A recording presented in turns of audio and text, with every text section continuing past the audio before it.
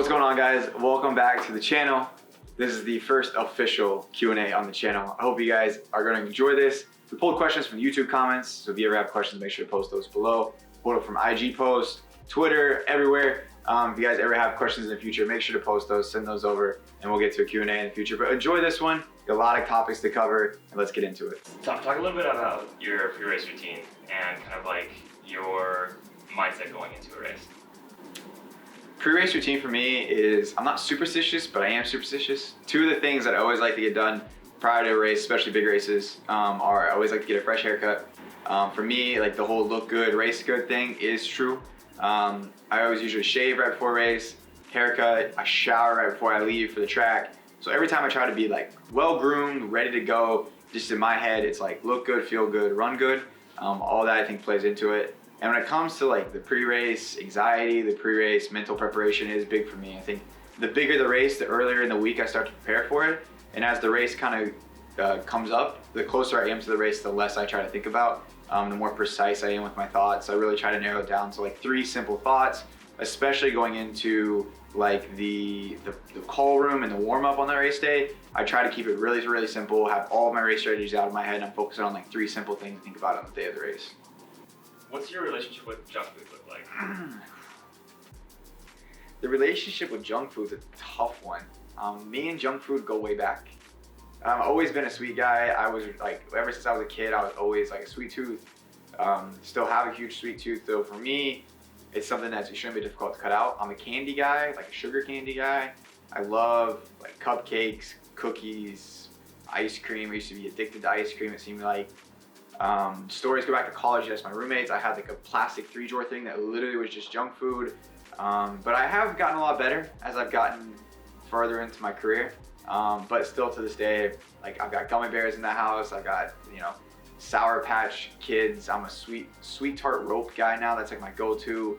But then I'll always have an Oreo from time to time, ice cream from time to time. So for me, junk food is a part of me, but it's something that I do have to watch during season and make sure that I don't eat a lot of. But if you want a cookie or two, I'm not gonna stop you. In championship racing, you're an 800-meter runner, but during like the regular season, a lot of people see you run 1500s and the miles. What is your relationship with those two events kind of look like? Why do you choose to do one over the other in some part of the seasons? I think that's probably next to the spike question. That's like the next question is like, what event are you going to run next? For me, I've always looked at myself as a miler who runs the 8. So for me, I always kind of look at it as like the mile is my base and like who I am at the core. I train like a miler. I'd say a majority of my workouts are more mile workouts. You guys have seen a lot more of, I'd say, the 800-meter workouts on the channel than the mile workouts, but a majority of the go-to workouts for me are mile workouts, are the typical, you want to call it 12 by 400 type days, long runs, tempos, like all that stuff is a big part of, intricate part of my training. And I think it goes hand in hand that if I can run fast in the mile, I can run fast in the 8. And if I can run fast in the 8, I can run fast in the mile. So I think for me, running them along the way, going up to championship season is something that is crucial for me when it comes to confidence and training going into a big race and a championship.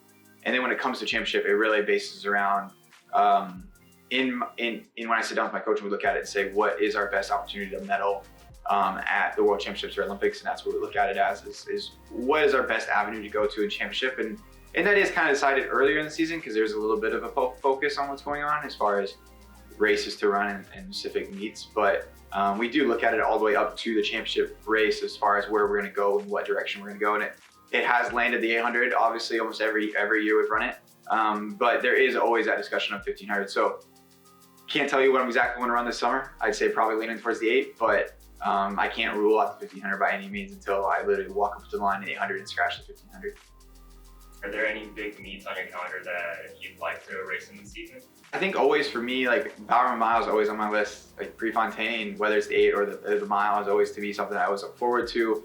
I always like running in the state side. Like always running Mount Sac. I like running American Track League meets now that Paul's got going on across the country. So for me, like for sure, checking the boxes, some of those of favorite stateside meets with Prefontaine and that, and then obviously heading overseas with the Diamond League circuit meets like Monaco, Lausanne, Paris have kind of become meets that I enjoy going back to year after year, and look forward to taking the business trip overseas to Europe and checking some boxes there in the Diamond League. A couple of videos we talked about the idea of a flip-flop mile.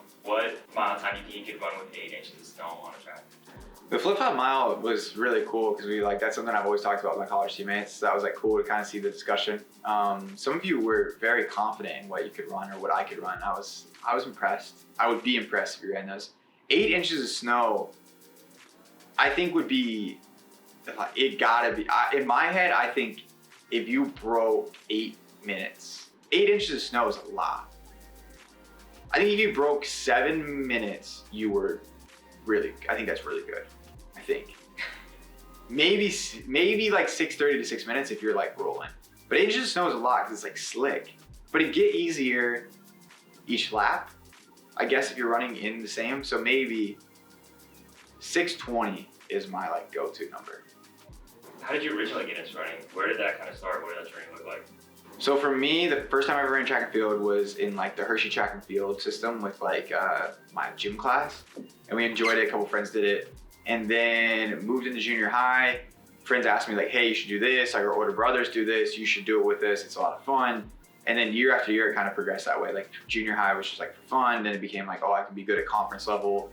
And then it became like my sophomore year became make the state meet, and then state meet became you can go to college for this, which I had no idea was like a thing for full scholarships for cross country. Or scholarships at all, and then it became the same thing in college. Like college became progression of like conference, nationals, professionals. So it seems like year after year I had that progression through now being a pro. So grades all the way back to like 3rd, 4th, 5th grade, and then it progressed all the way through junior high to high school. How important do you think it is for someone at like the high school level? How serious do you think they need to be taking their training? I think the number one thing you have to think of as a high school athlete, and I'll look dead in the camera and tell you this, is have fun in high school. Even in the college, have fun with it. I mean, you can take your training as serious as you want to take it, but if you ever feel like you're not having fun in the sport, you have to figure out and reevaluate what you're doing. For me, like my best memories in track and field are when I was on the team in college, when I was on the team in high school. I think if you ask anybody at the highest level, the pro scene is cool. Like we get to travel a lot of cool places. We run really fast times. We compete in the Olympic Games. But for me, being on like the college team and the high school team and the shenanigans and the fun and the trips and the practices, like I'll never forget those. Like my best friend ever was on the team with me in high school, and like we still talk to this day about like things we did in high school on the team, and he hasn't run a day since he graduated high school. So for us, like that is like one of our best memories is being on the team together. So taking running seriously in high school has developed year after year into what it is now with this craze of like high intensity, high mileage workouts. That's perfectly fine if you want to get into that, but if you do that, just make sure you're having fun. I always think that having fun equates to like the best person you can be on and off the track, and I think that's extremely crucial when you're a young athlete trying to develop. What's the transition look like for you and Ari as you kind of like moved from the West Coast back to Ohio? What's life look like now for you guys? Yeah, so we made the big transition in summer of 2020. We transitioned from Portland back to Northeast Ohio to work with my college coach.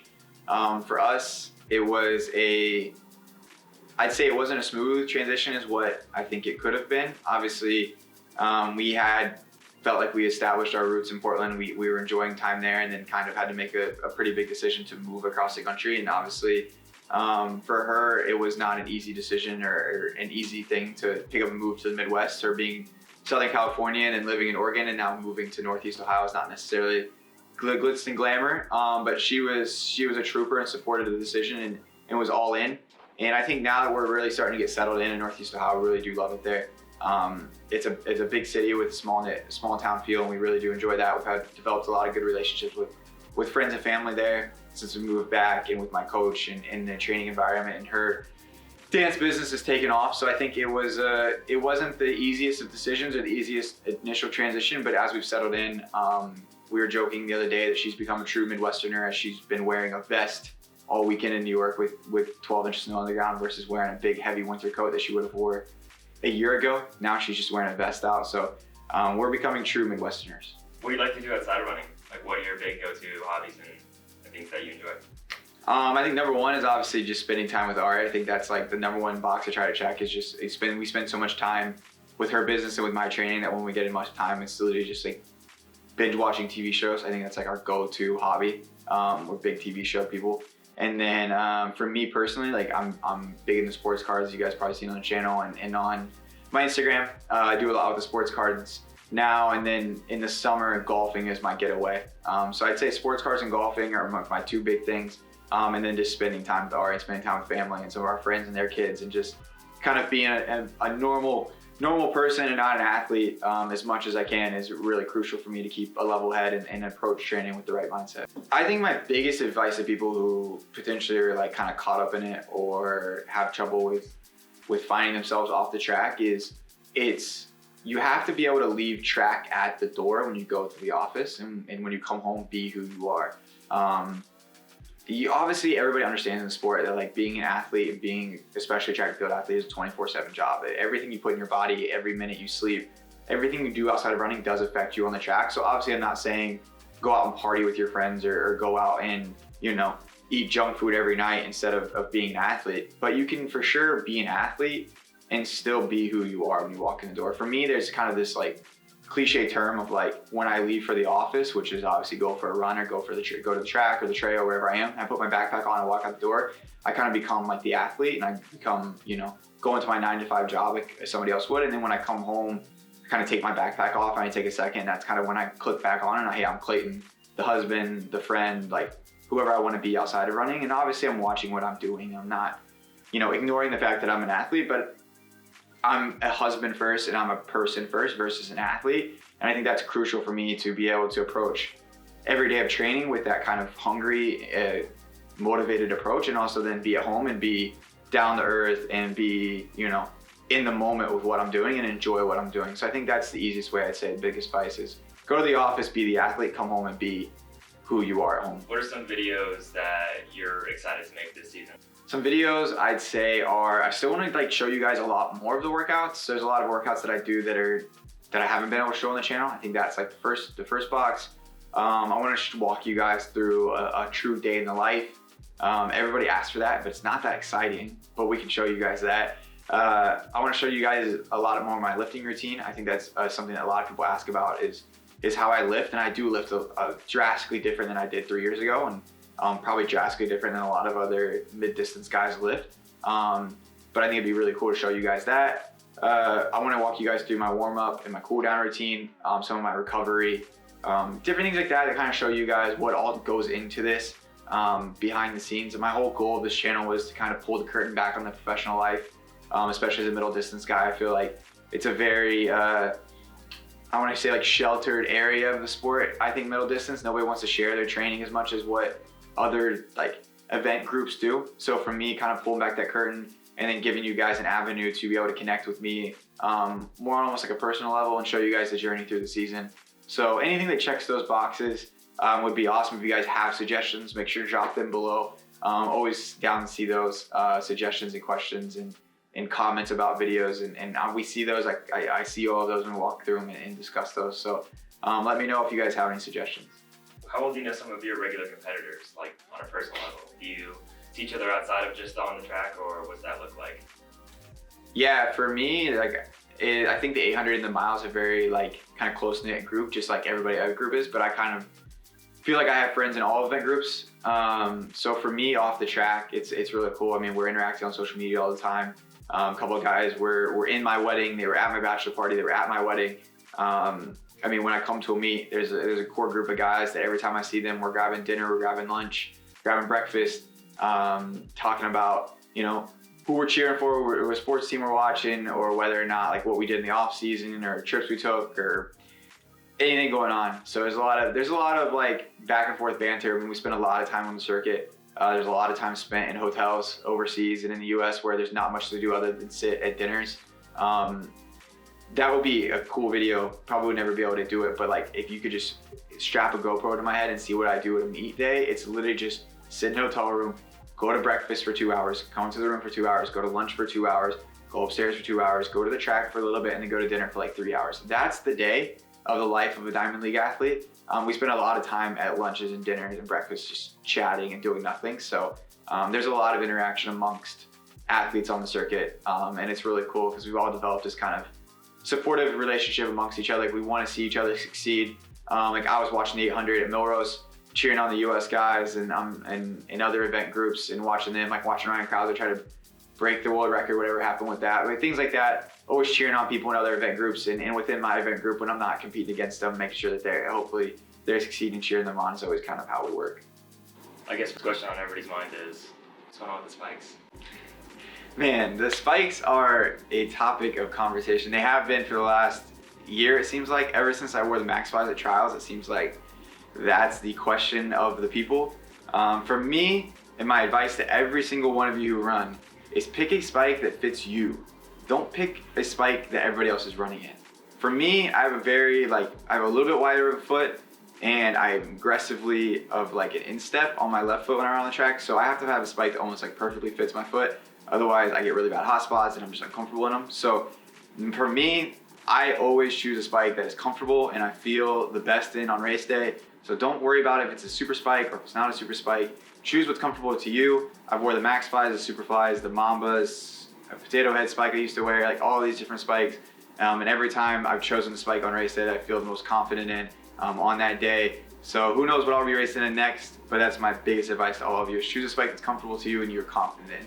Kind of last big question is, what are your goals for 2022? Goals for 2022 are easy. Obviously, focus is making the world team in Eugene. I think that's the number one goal. I always kind of look at that as goal A, and then spin off of that, and you got all your little goals along the way. So obviously, like maybe potentially running some PRs, trying to chase some American records along the way, and different things. But everything revolves around that big one pinnacle goal of making the team and compete for a medal at the World Championships in Eugene in July. All right, guys, that wraps up the very first inaugural Q&A on the channel. I hope you guys enjoyed it. Like I said before, comment below things you want to see here on the channel. Comment below on every video if you guys have questions. We see those, keep track of those. We'll start doing some regular Q&As. I think it's really important to see what you guys want to see on this, show me what you guys want to see on this channel. I can't talk, just did a long Q&A, so I'm tongue-tied. Hope you guys enjoyed it. If you haven't already, hit the subscribe button below, the thumbs up. There's a little bell notification. That's how you get notified when I go live. Head on over to Instagram, at Clayton Murphy. I post a lot of exclusive content over there, reels, cool behind the scenes stuff. So I hope to see you guys along the way as we make our way towards Eugene 2022. And I'm excited to show you guys more of the life of Clayton Murphy and what training's like as an Olympic athlete. See you guys in the next video.